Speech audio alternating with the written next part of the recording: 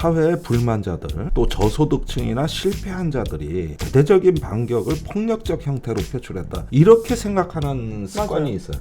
그러나 실상은 그 반대야. 이 사람들이 느끼는 어떤 정치에 대한 증오의 본질이 무엇이냐. 증오의 본질이 정치인 저놈이 또는 저 당이 나의 일상을 침략하고 있어. 이번에 어떤 사건 이후에 거기서 이제 표를 취하겠다는 이 나쁜 극우 포퓰리즘이 자칫 이 나라를 지배하는 순간에는 완전히 한국이 베네수엘라 수준 된다. 그런 대통령 입에서 패거리라는 말이 나왔다는 게 신년 인사부터 굉장히 너무 싫은 거예요. 그런 분위기들이 어떻게 보면 이렇게 극한의 상황으로 모은 게 아닌가. 그러니까 정치를 하러 온 게 아니라 그분들은 전쟁을 하러 오신 분들이에요. 여러분의 막힌 속을 뻥 뚫어드리는 김종대 뻥 뚫리는 TV 네. 김종대입니다. 안녕하십니까. 저는 사이다 여정 우윤혜입니다. 새해 처음 만난 거예요. 예. 여러분 새해 복 많이 받으세요. 새해 복을 많이 받는 사람은 네? 누가 복을 줘서 앉아서 받는 수동적 인간이에요. 아, 그게 아니라 많이 가져가세요. 새해 복 많이 쟁취하세요. 적극적 인간. 좋습니다. 주체적 인간. 이게 바로 우리가 꿈꾸는 세상이기 때문에 맞습니다. 앉아서 그냥 받아먹는 복은 없어. 네. 무언가 이루는 거. 그래서 녹색당에서는 새해 인사를 그렇게 하더라고. 새해 복 많이 지으세요. 지으라고? 스스로 지어 올리라고. 지식은 저희가 그냥 드릴 테니까 이건 그냥 가져가세요. 좋죠. 그거 가져가세요. 네. 뭐 질문할 게 있다고? 평소에 궁금했던 것들이 있었는데 그 중에 문재인 정권이 정권 교체를 이뤘잖아요. 그 과정에서 어떤 궁금증이 생겼냐면 정말 없고 아무것도 없어서 생존을 위해서 무언가를 갈구하는 욕망보다 이미 가졌어 내가. 근데 이거를 뺏기고 싶지 않은 욕망이 더 강한가? 그럴 수도 있는 건가? 어떨 땐 그런 의문이 들죠. 맞아요. 왜냐면 정말 없는 약자들은 사실 적당히 보상을 해주면 거기에 만족하는 것 같거든요. 그들이 원하는 건 대단한 게 아니니까.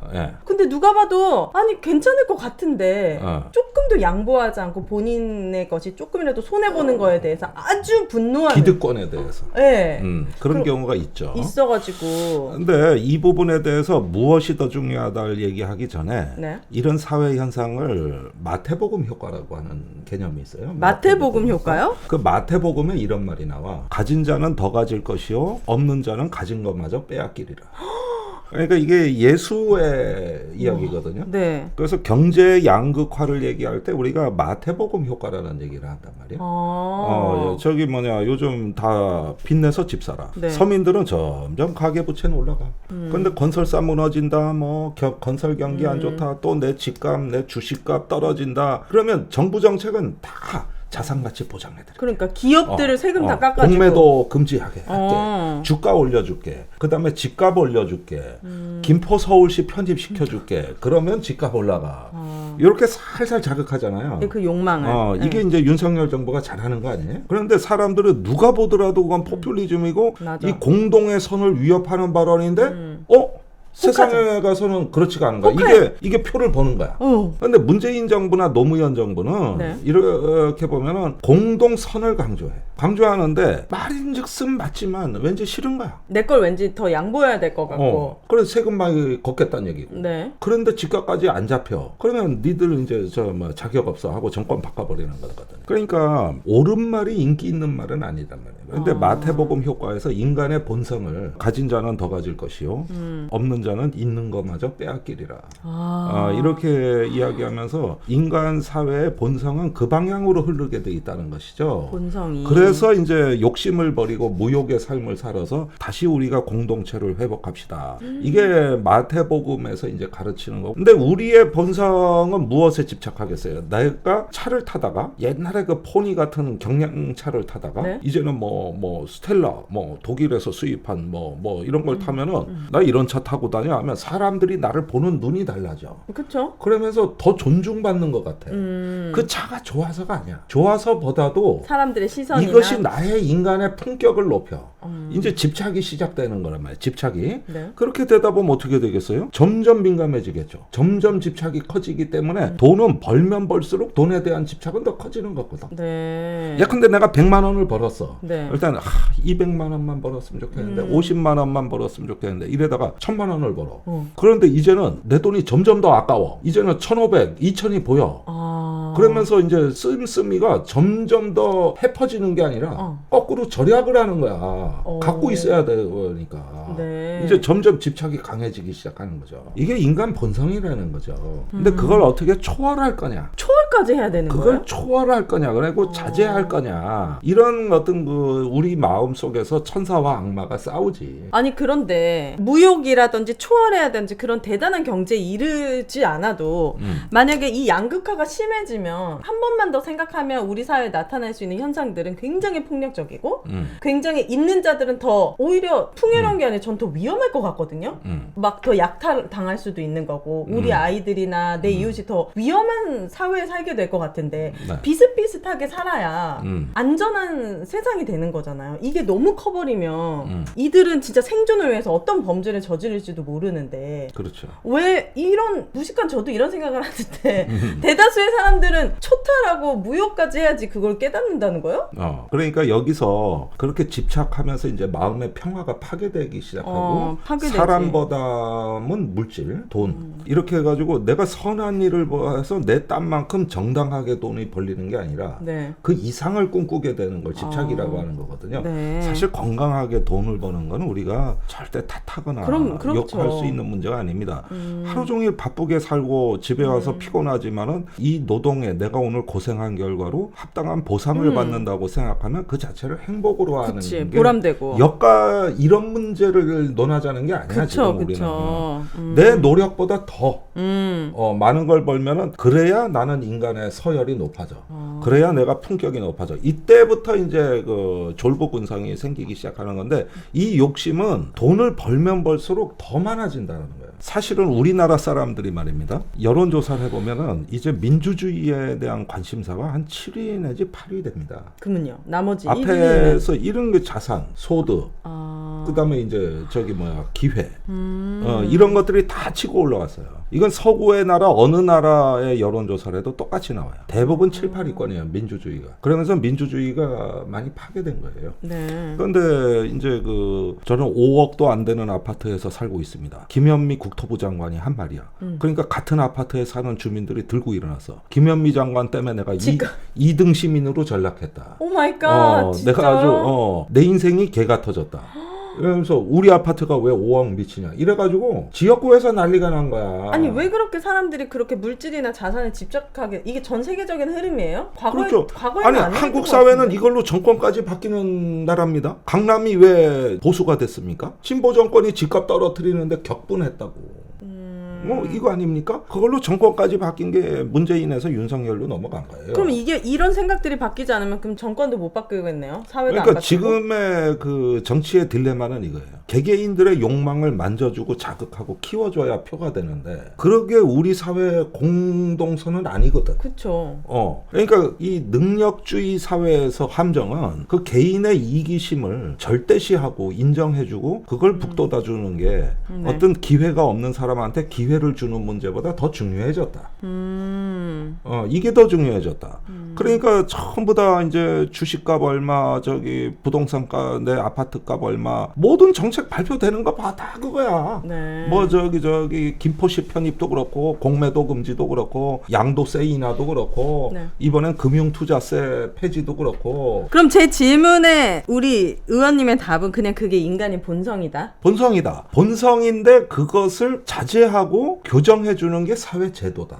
정치의 역할이 그거다. 근데 오늘날 정치는 거꾸로 일을 한다. 그러니까 본성에 집착이 있고 탐욕이 있다는 걸 어떻게 부정합니까? 저 자신도 그런데. 네. 나한테 화두를 준다면은 네. 뭐예요? 조회수. 구독자, 조회수. 그걸 화두로 나는 참선을 해야 돼. 나는 왜 조회수에 목을 베는 거야? 가만히 생각해 보니까 그 방송 조회수 84만 나왔어. 90만 나왔어. 어머. 뭐 이런 거 가끔 우리 방송에서 있잖아. 네. 그러면은 드디어 해냈어. 뿌듯해지고. 그러다 다음 순간 생각하는 거야. 뭐요? 나는 왜 조회수에 집착하는 거야? 자, 새해부터 사실 안 좋은 흉흉한 소식이 많이 있었어요. 특히 야당 대표인 이재명 대표께서 진짜 이건 진짜 암살 시도 아닙니까? 암살이죠. 암살 시도죠. 너무너무 끔찍해서 저는 사실 동영상을 보지를 못했거든요. 네. 다들 보지도 말라고 하기도 하고 네, 그냥 그렇죠. 하지만 그 흉기만 보더라도 엄청났고 그 좌상으로 인해서 정말 조금만 벗어났어도 아주 그렇죠. 위험할 뻔했었던 일이 있었는데 이 부분에 대해서 이 피의자에 대해서 이런 사회적인 현상에 대해서 해주실 말씀이 있으시다고. 그런데 제가 이 언론을 보면서 야, 이 보도가 참 큰일 났다. 이제 언론에 보면은 극단적 정치, 증오, 그러면서 외로운 늑대 이런 단어들이 자주 눈에 띄더라고요. 외로운 늑대. 외로운 늑대 뭐 이런 단어들 쓰고 네. 지금 우리 사회 폭력에 대해서 특히 이런 정치적 폭력에 대해서는 한국 사회에서 거의 연구된 적이 없어요. 많이 있지도 않았죠. 그렇죠.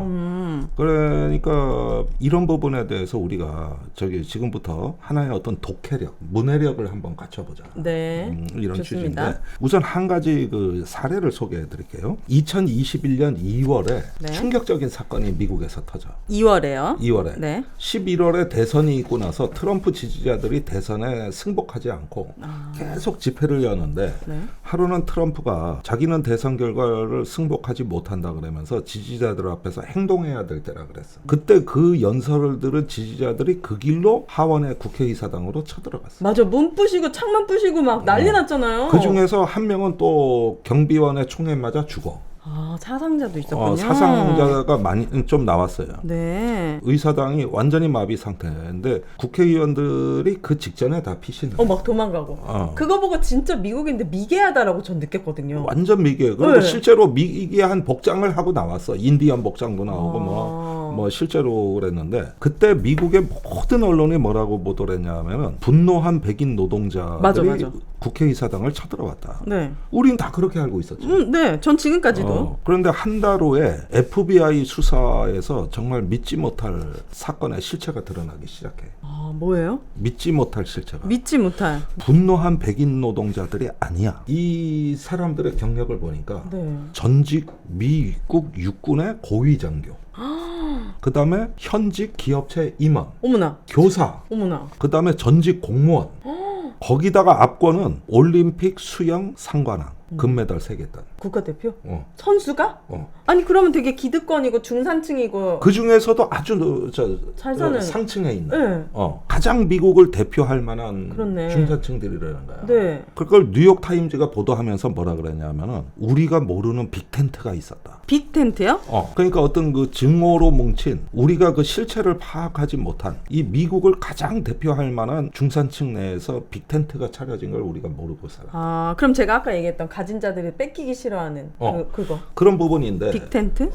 그런데 우리가 흔히 이런 류의 사건을 보면서 사회의 불만자들, 네. 또 저소득층이나 실패한 자들이 그 사회에 그 탓을 돌리거나 정치에 그 탓을 돌리면서 대대적인 반격을 폭력적 형태로 표출했다. 이렇게 생각하는 습관이 맞아요. 있어요. 네. 그러나 실상은 그 반대예요. 자, 집에 인터넷이나 정수기 쓰시는 분들 아주 많아요. 근데 만약 약정이 끝났을 때 안 바꾸고 가만히 두면 최대 77만 원까지 손해라는 거 알고 계셨습니까? 온라인 대리점에 전화 한 통으로 인터넷 TV는 최대 47만 원, 그리고 정수기 렌탈은 최대 30만 원까지, 둘 다 바꾸면 최대 77만 원까지 설치 당일 받는 방법이 있다면서요? 네, 맞습니다. 쓰던 요금은 그대로고요. 새 제품 받고 지원금까지 받을 수 있는 거죠. 이렇게 경제적인데 안 바꿀 이유 있을까요? 거기가 어딥니까? 제가 보장하는 정직한 업체 인터넷 가입 가전 렌탈 대리점 아정당입니다. 이름이 정말 팍팍 꽂힙니다.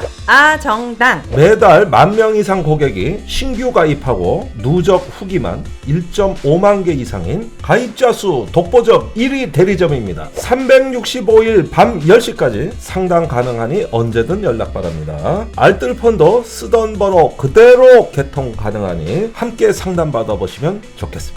아정당 유튜브 구독자 수가 18만 명이 넘네요. 연예인 협업도 많이 해서 믿음이 갑니다. 구독만 해도 매달 100만 원 상당의 최신형 휴대폰 증정 이벤트 지금 진행 중이라고 하니까 다들 함께 구독하러 가시죠. 인터넷 정수기 알뜰폰은 아정당. 그러나 실상은 그 반대야. 막 히키코모리 집에서 혼자만 있다가 우울증에 걸려서 막 뭔가 사회 그런 문제를 표시하는 그런 것도 문제는 있지만 그렇다고 해서 그 사람들이 범죄자는 아니에요. 오히려 사회적으로 가장 누가 보더라도 그런 일을 저지르지 않을 것 같은 사람들이 그때 그렇네. 미개한 짓을 했네. 미개한 짓을 한 거예요. 네. 이게 이제 사회가 무너지는 하나의 시초가 되면서 뉴욕 타임즈에 전면에 걸친 그 분석 기사가 나오는데 네. 그 국회의사당 쳐들어간 것보다도 저는 그 기사가 더 충격적이었어요. 이게 알고 봤더니 백인 노동자가 아니었다. 분노한 노동자는 거기 올 그만큼 시간과 여유가 담대하지도 않아. 담대하지 않아. 오히려 이 사람들은 도덕적인 자신감에 차 있던 사람이야. 내가 바로 미국이다. 내가 바로 미국을 대표하는 자존심이다. 우리 같은 사람이 쳐들어가야 된다. 이런 게 있는 거야. 이런 게 루저가 아니라. 근데 내가 태극기 집회나 이제 우리공화당 그 집회할 때 한번 유심히 본 게 있는데 앞에 나오는 연사들이 전직 군 장성이라든가 또 대학 교수라든가 이런 사람들 의외로 많아요. 왜 그런 거예요? 또 예술인들이라든가 굉장히 그 전문직 수준이 높고 지성인들이 있네. 또 저기 소득이 높으신 분들 그런 분들이 의외로 많습니다. 우리가 지금 저기 여러분들 뭐 태극기 집회에 가면은 그 몇몇 노인들 보고 저 이제 뭐 세뇌당했다, 용돈 벌려고 간다, 뭐 어쩐다, 그다음에 저 못 살고 못 먹으니까 또 살 날도 많지는 않고 그러니까 불만이 저리로 그냥 폭발을 하는구만 이렇게 간단하게 그냥 생각하고 넘겨버리는 경향이 있는데. 꼭 그렇지가 않아. 이걸 자세히 보라는 거야, 내가. 이번에 이재명 대표 그 암살 시도범이죠. 경력에서 이래 나오지만 우선 전과가 없습니다. 그다음에 전직 공무원입니다. 와, 무슨 공무원이요? 영등포 구청에서 일했던 공무원이에요. 구청 공무원이고 네. 퇴직을 했더라고. 네. 그리고 이제 부동산 중개업을 했는데 최근에 조금 어려움은 있었던 것 같아. 그 저기 몇 달치 임대료가 밀렸어요? 월세가 밀렸다는 거 보니까 그건 어려움은 다소 있었다. 네. 그런데 정상적 가정도 있었다. 주변 사람들 평이 법 없이도 살 사람 같았다. 점잖았다. 그런데 어떻게 이런 항상 양복을 잘 빼입고 인사를 잘했다. 진짜요? 근데 어떻게 이렇게 끔찍한 일을 저질러? 그러니까 내가 2021년에 뉴욕 타임즈 기사를 다시 보라는 거야. 이 현대 폭력이라는 것은 사회적 루저라고 해서 폭력을 저지르는 게 아니라 네. 사회에서 위너도 정상인도 하는데 이런 이야기를 일찍부터 경고했던 사람이 20세기의 가장 위대한 정치 철학자라고 얘기한 한나 아렌트가 전체주의 기원에서 또 예루살렘의 아이히만이라는 명절을 통해서 얘기하는 그 개념 악의 평범성이라는 거야. 그러니까 악의 평범성이라는 거는 절대 악해질 수가 없는 평범하고 선량한 시민이 그 사람들이 유대인을 학살했다. 그래서 그 아르헨티나에서 이스라엘 정보부 모사드가 1960년대에 그동안 오랫동안 추적한 아우슈비츠 수용소 책임자 가스실에서 유대인을 학살한 그 도피 중인 독일인 아이히만을 찾아내. 그래가지고 이스라엘로 압송을 해가지고 재판을 회부한 거예요. 거기에 방청객으로 그러니까 그 방청 기사를 쓰러 간 뉴요커가 누구냐면 한나 아렌트야. 그 전에 전체주의의 기원이라는 책으로 유명해졌었어. 네. 그리고 그 아이히만에 대한 기사를 뉴욕 타임즈에 연재한 겁니다. 그게 책으로 나온 게 예루살렘의 아이히만이에요. 결국은 아이히만은 사형을 당하는데 이때 그 수없이 지루하게 진행되던 재판을 한나 아렌트가 방청을 하면서 쓴 기사가 너무나 뜻밖이었어. 저 아이히만은 정말 평범한 공무원이다. 평범한 공무원이지 내가 저 사람한테서 어떤 악성도 발견하지 못했다. 진짜 무섭다. 발견하지 못했다. 그냥 시키는 대로 한 것뿐이에요, 그 사람 그냥? 그 사람이 재판에서 가장 많이 하는 일이 저는 국가가 명령하는 대로 했을 뿐입니다. 이거였어. 나는 개인적 동기가 하나도 없다. 그러니까 어떤 사람이 자기의 내면적 판단이 국가에 의해서 마비되고 명령에 따르면서 이 양심이 마비돼가는 과정은 이건 우리 주변에 누구나 있을 수 있는 일이고 누구나 평범한 사람들이라는 것이죠. 그래가지고 이제 그 유명한 악의 평범성이라는 개념을 내놨는데 문제는 한나 아렌트도 유대인이야. 그러니까 유대인 사회 내에서 난리 났겠네. 난리가 났고 이스라엘이 가만히 있겠어? 죽이려고 하겠네. 그렇지. 그래서 동족을 배신한 논설을 쓴 자. 더 나쁜 사람이 돼버렸겠네. 이렇게 네. 더 나쁜 나죠. 네. 그랬는데 저기 그 집에 가면 그 올레 TV나 이런데 그 설치해 놓으셨으면은 네. 저기 한나 아렌트라는 영화가 있어. 아. 그거 한번 꼭 보셔.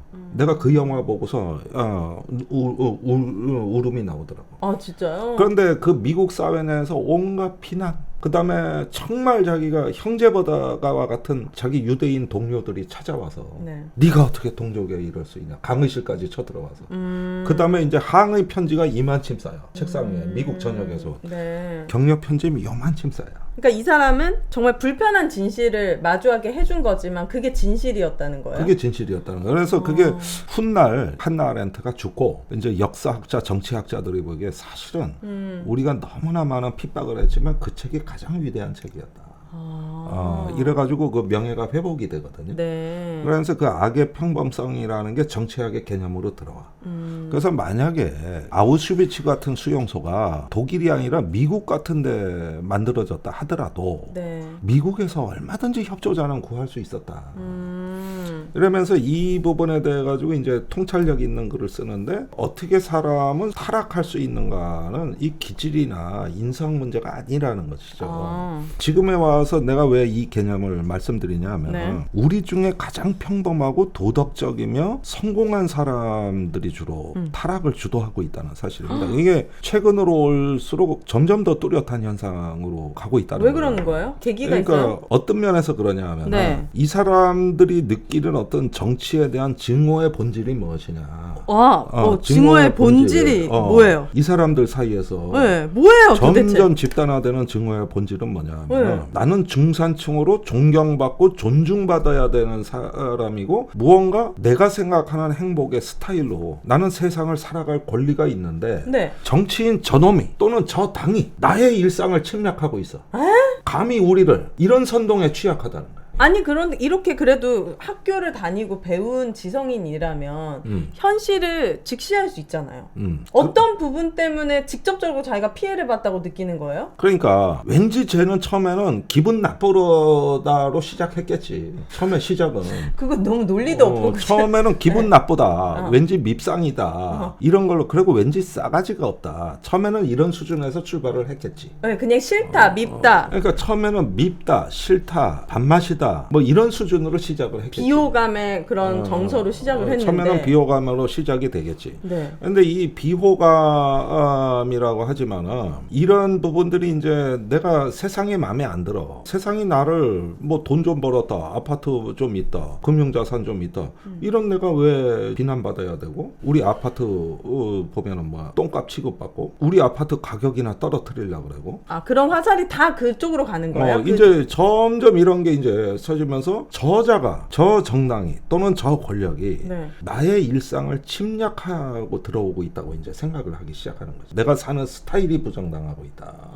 근데 이거는 너무 되게 미성숙한 정신세계 아니에요? 예를 들어서 윤석열 정부의 엉망진창인 정책으로 인해서 국공립 예산 줄였어. 그래서 우리 애들 간식 다 사라졌거든요. 그렇지. 이거 나의 직접적인 피해입니다. 그리고 후쿠시마 오염수 폐수돼가지고 내가 수산물을 마음껏 못 먹어. 이것도 나의 직접적인 피해입니다. 기타 등등 뭐 9.19 합의 파기해가지고 전쟁의 위험에 도사리고. 근데 이런 것들에 대한 이 정부에 내가 피해를 봤다고 해서 저 대통령을 내가 죽여야겠다 이렇게 생각하진 않잖아요. 일반적인 생각으로는. 그러니까 이 사람은 너무 빠져 있었던 거예요. 여기에 너무 과몰입되어 있었던 거예요. 그런 부분은 우리가 느끼는 거고 그 반대 생각도 가능하지. 내가 낸 세금 갖고 왜 애들 간식이나 사주고, 내가 낸 세금 갖고 임대 아파트나 짓고, 그 바람에 우리 옆에 생겨가지고 내 아파트 값 떨어지고. 그런 거 전체적인 게 내가 세금 많이 이번 달에도 세금이 얼마가 나왔는데 그런 거 다 쟤들한테 퍼주자는 거야?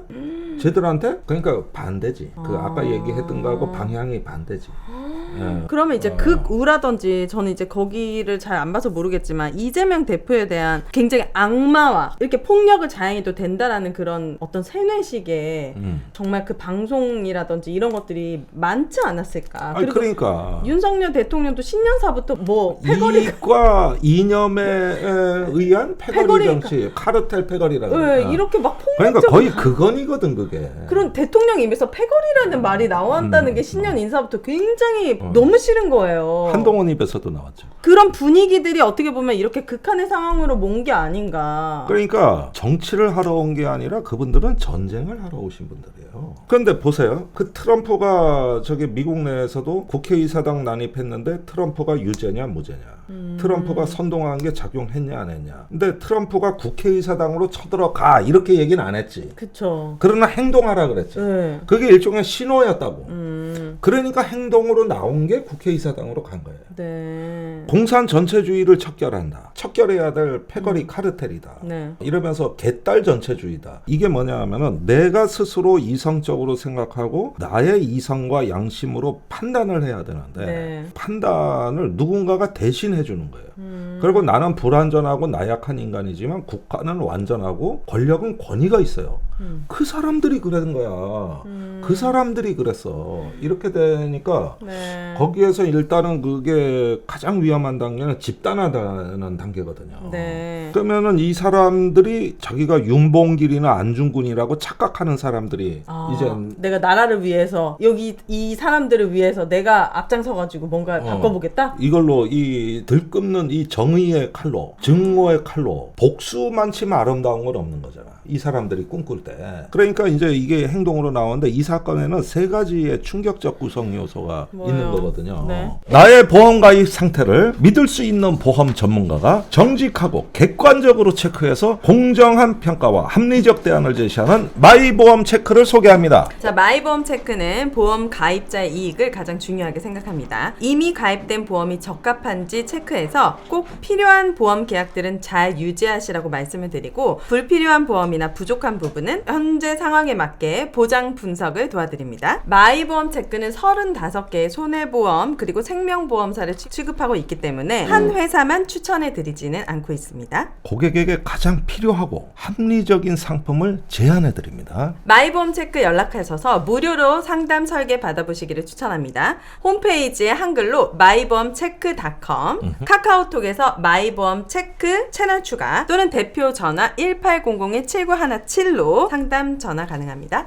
잠깐 여기서 중요합니다. 최근 마이보험 체크 이름을 똑같이 도용해서 홈페이지 도메인을 운영하는 회사가 많다고 합니다. 심지어 마이보험 체크가 맞냐고 물어보면 맞다고 사칭까지 한답니다. 그렇기 때문에 마이보험 체크에 주황색 손 마크를 꼭꼭 확인하시고 1800-7917 대표 번호가 맞는지도 확인 부탁드립니다. 보험은 마이보험 체크! 하루에 10만 번씩 움직이는 관절 건강을 위해 프리미엄 관절 건강식품을 소개합니다. 바로 평관복 한번 네, 해보겠어요. 제가 평관복 전에도 먹어봤는데 먹어봤어요? 맛이 약간 달던데? 이게 바로 존중받는 느낌. 내 몸이 소중하구나 하는 걸 일깨워주는 맛이에요. 너무 맛있어요. 네. 자, 평관보는 79년 전통 믿을 수 있는 JW 중해제약에서 만들었습니다. 식약처 6증 기능성을 인정했고 관절, 연골, 뼈 건강까지 고려한 흡수가 좋은 액상형 레시피로 되어 있습니다. 보스웰리아, 녹용, 글루코사민 등 프리미엄 부원료 30가지가 들어있고요. 기능성 원료 MSM과 NAG 식약처 권장 1일 섭취량 100%를 충족까지 생각해서 꼼꼼하게 만들었습니다. 평관보에서 2022년 새해 특별 이벤트 2+2 이벤트 진행합니다. 여기에 사은품까지 있어요. 이번 기회에 직접 드셔보거나 부모님께 선물해볼 중요한 선택의 시간입니다. 이벤트 참여 방법은 포털에 평관보 검색하시거나 전화는 1588-3831로 전화 주시면 됩니다. 300세트 한정 수량이기 때문에 바로 문의 주세요. 관절 건강에 평관보! 이 사건에는 세 가지의 충격적 구성 요소가 뭐예요? 있는 거거든요. 네. 첫째, 대담무쌍. 대담했어. 모든 언론이 지켜보는 앞에서. 그럼 약간 그럼 영웅 심리도 있었겠네. 내가 했다. 이걸 알리고 싶었던 심리도 있네요. 뭐 그런 것도 있는지 뭔지는 몰라도 네. 너무 대담무쌍. 그렇네. 근데 이 대담무쌍이 충동적인 게 아니라 계획적이잖아요. 여러 긴 시간에 여러 번의 어떤 그 계획과 준비를 통해서 이루어진 의도성과 계획성이 두 번째 충격이고 네. 세 번째가 뭐냐 하면 여태까지 얘기했던 평범한 인간이라는 거.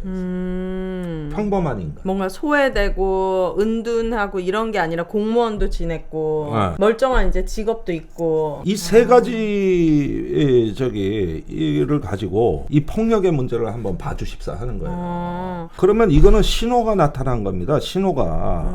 그러니까 우리가 정치에서의 어느 정도 예를 들면 윤석열이 가끔 대통령실에 이재명을 초청해서 만나가지고 뭐 한 2시간, 3시간 대화를 했다더라. 이런 게 한번 비춰진다거나 또는 여야 대표가 모여가지고 이 어떤 법안을 예산을 합의 처리하면서 서로 한 발씩 양보했다는 이런 뉴스가 들린다거나 또는 상대방에 대해서 조금 존중해주는 어떤 그 퍼포먼스가 있었다거나 이런 뉴스가 조금 쌓이면 완화가 되겠지. 완화가 되겠지. 이재명 대표를 잘 모르지만은 그냥 아주 짧은 지식으로 진짜 이분은 정말 뭐가 막아 꼈나 너무 그 순환이 더 갈수록 그러니까 심해지는 것 같아요. 작년에 거의 단식 끝에 그러니까요. 그 구속영장 기각돼서 나올 때 나는 어디 지옥에서 걸어 나오는 듯한 지금 이 민주당 대표들의 이 순환사가 네.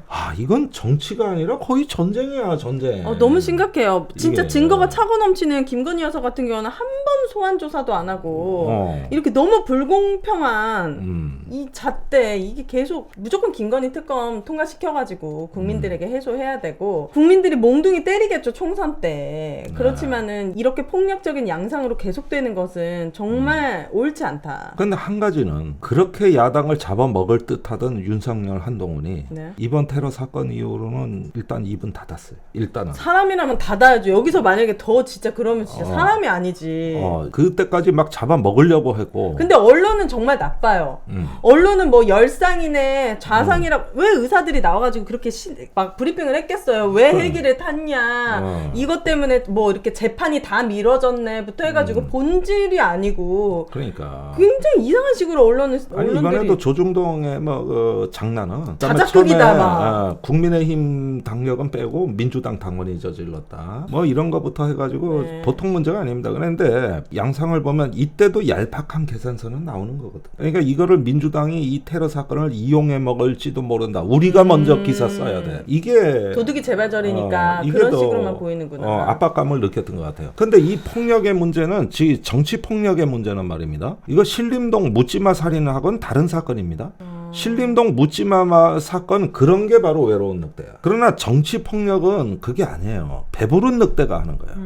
배부른 늑대가 또는 그 영향을 받은 사람들이 하는 거예요. 네. 이게 최근에 제가 보는 정치 폭력에 있어서 주된 특징들이라고 나는 보는 거고 네. 이번에 어떤 사건 이후에 우리가 이제는 그 정치가 사람의 이기심과 욕망과 탐욕과 집착을 자극해가지고 거기서 이제 표를 취하겠다는 이 나쁜 극우 포퓰리즘이 자칫 이 나라를 지배하는 순간에는 완전히 한국이 베네수엘라 수준 된다. 아르헨티나 꼴 난다 이제. 그러니까 이런 부분에서 네. 우리가 맞설 수 있는 유일한 그 대안적인 뭐예요? 그 백신은 뭐냐? 네. 시민의 집단 지성입니다. 쉽지 않네. 이 지성은 지성은 있는데 힘이 안 써지는데 이 지성을 언제 표출할 수 있습니까? 그게 바로 일단은 성찰의 힘, 연대의 힘, 단결하면서 가장 7위, 8위로 밀려있는 민주주의를 1위, 2위로 끌어올리는 노력 이런 것들이 있으면은 더 큰 폭력은 막을 수 있는 거야. 나치가 그럴 때 7, 80%의 독일 국민들이 나치 찬양가를 부를 때 생각이 똑바른 10%가 입을 다물어 버린 거잖아. 그러면서 이제 그 가장 혐오스러운 전체주의로 간 거 아닙니까? 네, 우린 진짜 그렇게 되면 안 됩니다. 우리는 살아있어요. 우리는 지금 이런 거에 굴하지 않아요. 한국 민주주의는 권력이 아무리 이걸 무너뜨리려 해도 견고합니다. 요즘 참 가슴 아픈 일이 네. 가끔 지하철 타면 아는 사람들이 얘기하잖아요. 네. 근데 제일 내가 곤혹스러운 얘기가 이거야. 용기 있는 발언 감사합니다. 근데 주로 이런 말을 누가 하냐면은 네. 조금 그 전직 국회의원이나 전직 장관 이런 좀 약간의 사회 지도층 인사들이 나를 보면은 요즘 용기 있게 발언, 소신 있는 발언 고맙다고 진짜요? 얘기를 하는데 아니 이게 이상한 거야. 오히려 그냥 있는 그대로의 현실을 얘기했을 뿐인데 난 그냥 아무 거리낌 없이 얘기하는데 큰 용기가 필요한 용기 얘기가 필요 없어. 난 이게 즐거워. 근데 왜 저렇게 생각할까? 그러니까 할 수 없으니까 대부분 우리는 어쩔 수 없이 침묵할 수밖에 없다.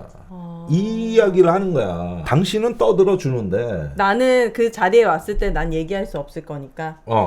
당신은 떠들고 이렇게 홀로 그런 어려운 길을 가는데 나는 그럴 수 없다. 이 이야기를 하는 거거든요. 근데 나는 용기와 소신 그런 게 아니라 나는 맞아. 이게 당연히 내가 해야 될 일이고 그리고 이것이 나는 즐거워. 이걸로 나 손해보는 거 없어. 그래도 뭔가 큰 일을 내가 고초를 겪는다고 사람들은 저를 보는 거거든요. 그러니까 그만큼 이게 위험한 사고라는 거예요. 네, 공포의 분위기가 조성된 그러니까 거잖아요. 이게 나는 위험 신호로 본다는 거야. 그러니까 얘기 잘하대. 내가 하고 싶은 말 잘하대. 아유 속이 시원해 좋겠어. 그러면서 좀 혼 좀 내줘야지. 이렇게 얘기를 하면은 괜찮은데. 네. 용기 있고 소신 있는 발언 감사합니다. 이렇게 얘기를 해버리면 높으신 분들이 그렇게 얘기하면 뭐야? 대부분 말할 수 없다는 일반 국민들이 어쩔 수 말고 없이. 그냥 그런데 이런 분위기가 전체주의를 허용하는 맞아요. 그런 겁니다. 서울의 범 보셨잖아요. 적당히 착한 사람들이 문제야. 그래가지고 그냥 말씀하셔도 돼요. 그런데 찍히고 이 공포에 대한민국이 쩔어버린 거야. 맞아요. 이런 토대 위에서 바로 전체주의가 나오는 거고 윤석열이 나오고 한동훈이 나오는 거야. 나왔잖아요 이미. 이거 어떻게 바뀝니까? 아니 그런데 그렇게 무력하고 소심한 시민들 같지만은 가끔 우리가 민주항쟁의 역사에서 찬란했던 순간들을 떠올려 보면은 그렇게 해서 결국은 굴복할 것 같았던 시민들이 어떤 역사의 싱귤레러리 그러니까 그 특이점을 지날 때 그분들이 뜻밖에도 우리보다 앞서가더라. 또 김수영 시인은 그 풀이라는 시인에서 풀은 바람보다 늦고 바람보다 먼저 일어선다. 그러니까 뭐냐 하면은 이 풀이 바로 민중 시민을 얘기한 거예요. 우리 시민들 역사 속에서 우리 국민들은 굉장히 소심하고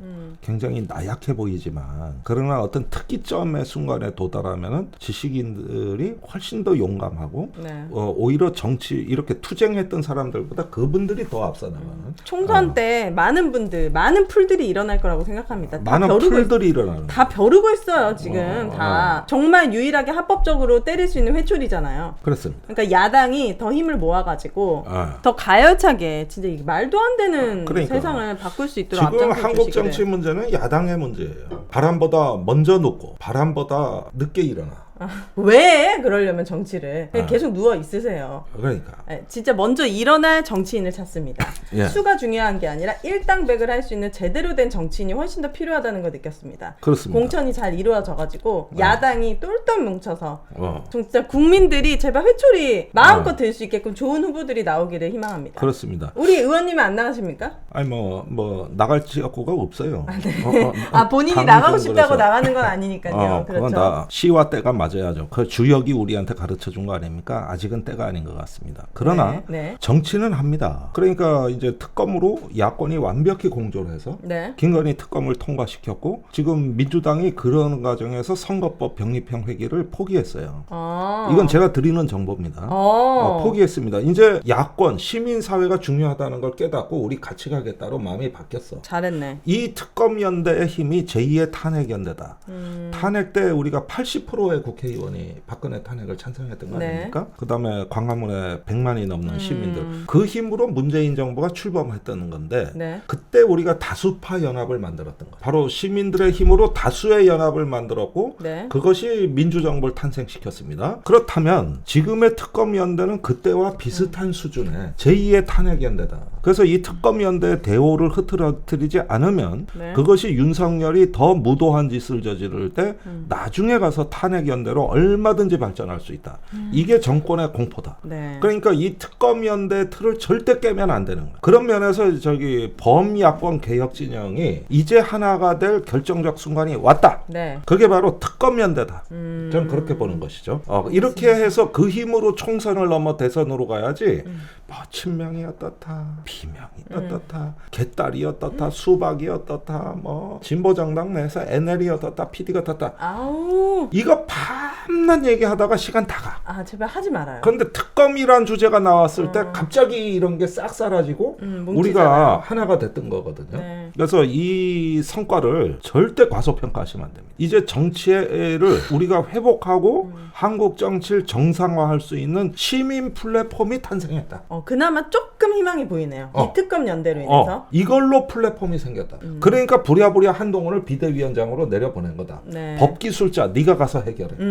이래서 보낸 거다. 거기 천하람 위원장 요전에 라디오 얘기하는 거 보니까 네. 특검 절대 찬성이고 맨 앞줄에 서겠다는 거. 그럼요. 맨 앞줄에. 네. 자 이겁니다. 이거요. 그다음에 앞으로 국민의힘에서 탈당하는 사람들의 명분이 전부 특검이 될 거야. 네.